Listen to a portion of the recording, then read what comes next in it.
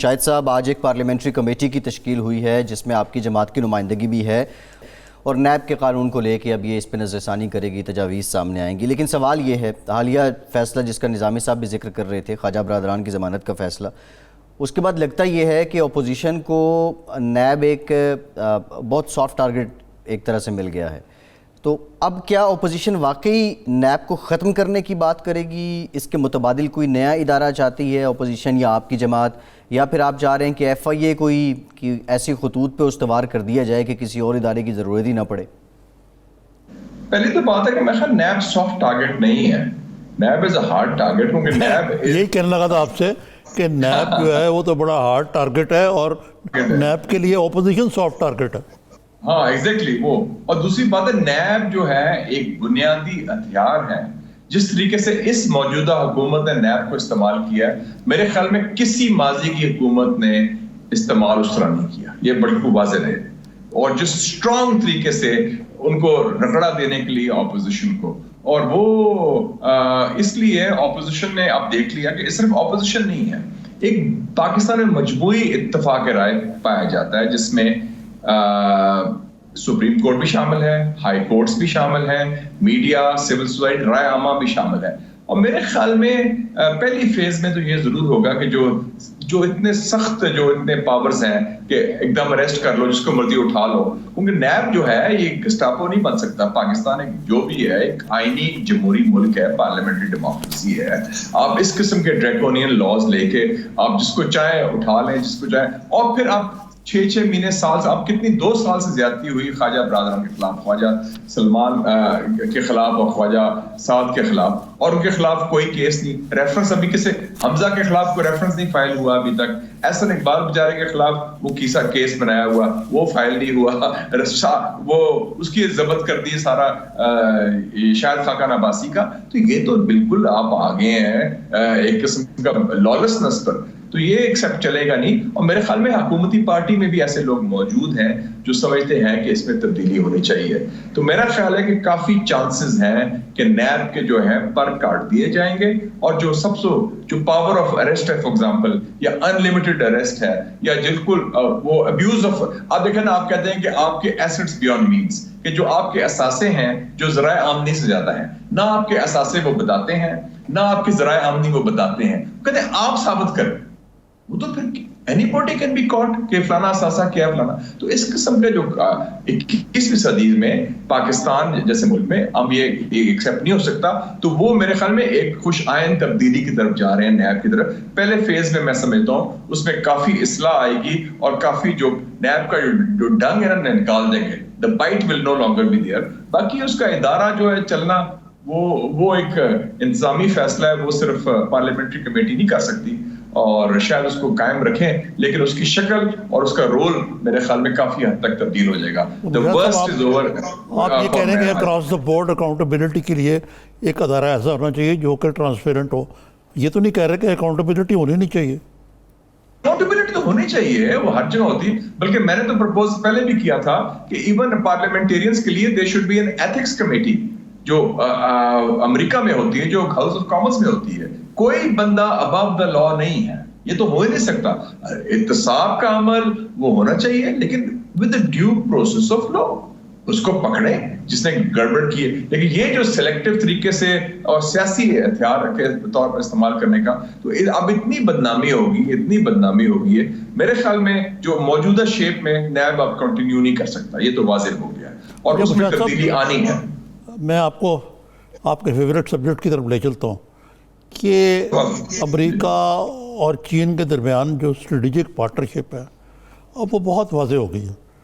آج مثلاً mic Pompeo نے صاف کہا ہے، ایک ان کی ویبینار ٹائپ کی چیز تھی کوئی، جس میں سمٹ تھا، جس میں اس نے بھارت کو کہا کہ جی آپ چین سے تجارت انحصار کام کریں گے۔ چین تو بھارت تو ہم سے بھی بڑا تجارتی پارٹنر ہے غالباً اس وقت چین کا، وہ کم کریں، اپنا ڈسٹنس کریں، اور اس سے نہ صرف ٹریڈ کم کریں بلکہ تعلقات بھی کم کریں، اور انسانی حقوق کے معاملے میں پوری طرح ساتھ دیں۔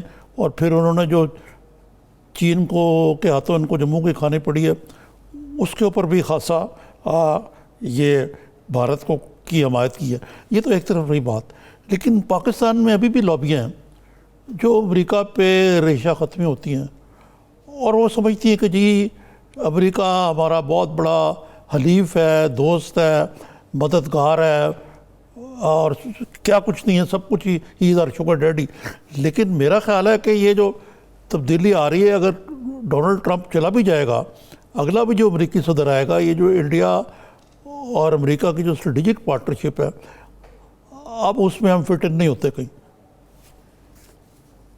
عارف صاحب, ایک تو پہلے آپ دیکھ لیں کہ آج جو اناؤنسمنٹ کی ہے اقتصادی حوالے سے بڑی اہم ہے. ورلڈ بینک اور IMF انہوں نے رپورٹ پیش کی ہے کہ ان کے تجزیے کے مطابق انہوں نے جو گلوبل اکنامک آؤٹ لک دی ہے کہ 2024 میں یعنی کہ 4 سال کے بعد چائنا کی معیشت دنیا کی عالمی معیشت میں نمبر 1 ہوگی. یہ واشنگٹن سے آئی ہے, ورلڈ بینک اور IMF. سو آپ ایک دیکھ لیں کہ چائنا ایک رائزنگ اکنامک پاور ہے جو آگے بڑھ رہا ہے, جس کو امریکہ کی تشویش ہے. نمبر 2 آپ دیکھ لیں کہ امریکہ نے اسٹریٹجک فیصلہ یہ کیا ہے کہ اسٹریٹجک یار ان کا حلیف اس خطے میں ہندوستان ہے, جس کو وہ استعمال کرنا چاہتے ہیں چین کے خلاف. اور یہ فیصلہ انہوں نے 2006 میں کیا تھا, اور جب 2006 میں انہوں نے اس لیے کیا تھا کہ انہوں نے کہا کہ نیوکلیئر ایگریمنٹ جو کیا انڈیا کے ساتھ, جو امریکی قانون کی خلاف ورزی تھی, اس وقت بھی پاکستان میں ڈیبیٹ تھی اور میرے سے پوچھا گیا, انہوں نے کہا کہ ہم اس کو سپورٹ کریں جو انڈیا امریکہ کا نیوکلیئر ایگریمنٹ ہو رہا ہے, کیونکہ ہمیں بھی مل جائے گا اس کے بعد. میں کہا ہمیں نہیں ملے گا. ہاں مجھے یاد ہے اچھی طرح. جی آپ کو یاد ہے نا, ان کو غلط فہمی تھی. میں کہا ہم مسلمان ملک ہیں, ہمیں وہ شک کی نگاہ سے دیکھتے ہیں, ہم ٹیکٹیکل دوست ہیں. ٹیکٹیکل مطلب ہے ایک نظریہ ضرورت کے تحت اگر کوئی سچویشن علاقے میں ہوتی ہے, جیسے اب افغانستان میں آپ نے امن کرنا ہے طالبان کے ساتھ, تو پاکستان کی ضرورت پڑ گئی. چین کے ساتھ 71 میں دوستی کرنی تھی, پاکستان کی ضرورت پڑ گئی. افغان جہاد میں ضرورت تھی, پاکستان کی ضرورت پڑ گئی. ہمارے سے 9/11 کے بعد ضرورت تھی, پاکستان کی ضرورت پڑ گئی. کوریڈور کے خلاف بڑا بیرک میں بیس بنانا تھا, پاکستان کی ضرورت پڑ گئی. تو وہ اس ٹیکٹیکل صورتحال کے لیے لنک ہے. ہندوستان کے ساتھ ان کا ڈیپ قسم کا اسٹریٹجک بانڈ ہو گیا ہے اور مودی اس رول پلے کرنے کو تیار ہے. حالانکہ میں سمجھتا ہوں یہ ناکام رشتہ ہوگا, کیونکہ وہ جو تاریخ کا رخ ہم صحیح جگہ کھڑے ہیں چین کے ساتھ, کیونکہ اس وقت جو رخ ہے وہ مغرب سے مشرق منتقل ہو رہی ہے, اقتصادی قوت بھی اور سیاسی قوت بھی. اور ہندوستان تو جو ہے وہ ایکسپوز ہو گیا اور ہماری پوزیشن بڑی بہتر ہوئی آ رہی ہے. لداخ میں ہندوستان کو پٹائی ہوئی ہے, سی پیک آگے بڑھ رہا ہے, اور سی پیک کے مین پروجیکٹس اب کہاں آئے ہیں, کوہالا اور آزاد پٹن. اور آزاد پٹن اور کوہالا کہاں ہے, آزاد کشمیر میں. یعنی کہ چائنا نے بھی ہندوستان کو بتا دیا کہ جو مرضی کرنا ہے آزاد کشمیر میں, جس کو ڈسپیوٹ کہتے ہیں. اس کے ساتھ ساتھ ایران چین کی جو صلح ہو رہی ہے, ایران سے ہندوستان کا انخلا ہو گیا ہے اور چین کا اندر ہو گیا. چین ہمارا بہترین دوست ہے. تو اور افغانستان میں امن بھی ہم نے, تو ہمارے مغربی سرحدیں سیکیور ہو گئی ہیں, سی پیک مضبوط ہو گیا ہے, ہمیں ایک اسٹریٹجک سپیس مل گئی ہے, ہمیں ایک جیو پولیٹیکلی, اور امریکہ کو اگلے 1.5-2 سال ہمیں ضرورت پڑے گی افغانستان کے لیے, وہ ڈو مور اب نہیں کہے گا. تو ہمارے لیے تو بڑی اچھی سچویشن سازگار ہے. امریکہ نے جو دینا تھا دے دیا, امریکہ ہمیں زیادہ نہیں دے سکتا. موجودہ لیڈرشپ ہے سیاسی, اس پہ فرض نہیں عائد ہوتا کہ وہ ایک کوئی ہیلنگ ٹچ دے, کوئی گورننس کے ایشوز میں کوئی کمال دکھائے, کو پاکستان کو صحیح سے مت لے کے جائے؟ اس میں بنیادی ذمہ داری حکومت وقت کی ہوتی ہے. بالا کوٹ کا ایشو ہوا, پلوامہ کا ایشو ہوا, کشمیر کا ایشو ہوا, اور 5 اگست کو بھی کشمیر کی پہلی اینیورسری بھی آ رہی ہے جس میں ہندوستان کا قبضہ تھا.